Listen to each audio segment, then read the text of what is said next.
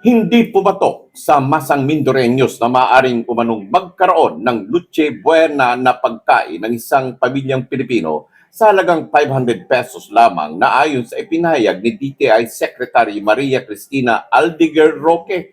Sa panayam ng inyong lingkod kay Pastor Cordero Pastro Angelo, isang religious leader sa Occidental Mindoro, na malayo umano ito sa kasalukuyang umiiral na sistema sa minimum wage lalo na sa lalawigan ng Mindoro.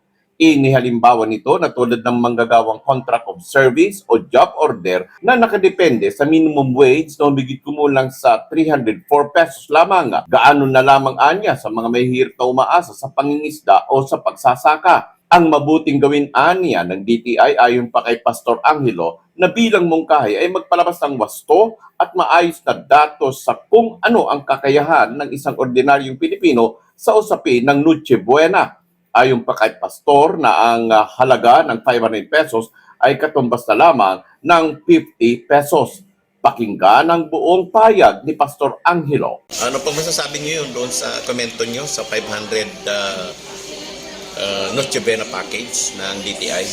Ay, ang masasabi ko po dyan sa kasalukuyang DTI Secretary ay malayo po doon sa kasalukuyang umiiral na sistema sa minimum wage, lalong-lalo na po sa probinsya ng Occidental Mindoro.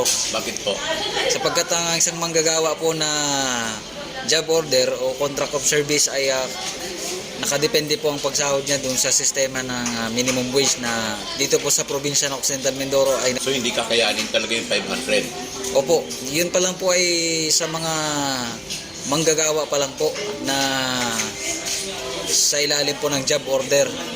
Gaano na lang po yung mga magsasaka at mga mangingisda na ang inaasahan lamang ay ang kanilang pagsasaka at pangkabuhayan na nakaasa lang sa kapaligiran. Ano palagay po ninyo ang ang dapat na solusyon tungkol dito, hindi yung 500 na sinasabi nilang package?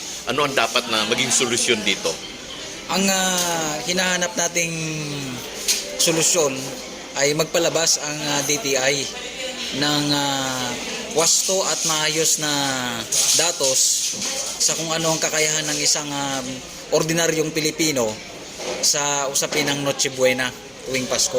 Sa tingin nyo ba yung ginawa niyang pagtasa dito sa Noche Buena package na ito na 500 ay para doon sa mas mayaman o saan? Sa tingin ninyo, saan niya kinumpara ito? Ang kanyang pahayag kasi, Kuya Mar, ay hindi malinaw kung anong datos ang kanyang pinagbasihan. Pero sa atin, nakikita natin yung kalagayan ng ating mga kababayan, lalong-lalo na yung mga salaylayan. Imposible na yung 500 sa panahon ngayon ay makapagbigay pa ng isang mas maayos na Noche Buena. Lalong-lalo na yung 500 ngayon ay parang 50 pesos na lang ang halaga. Hindi naman nagbigay ng anumang reaksyon ng DTI Occidental Mindoro tungkol dito, bagkus iminungkahing makipag-ugnayan na lamang sa tanggapan ng OSEC PRD ng DTI. Samantala, sa kasalukuyan nila na may inilabas na silang Noche Buena Price Guide ngayong 2025 para matulungan anya ang publiko sa pamimili ngayong Kapaskuhan. Muli, manatili pong nakasubaybay at tumutok para po sa mahalagang impormasyon at komprehensibong mga balita dito po sa ating FB page, RMN News Nationwide, at sa ating pong YouTube channel. Ako po ang inyong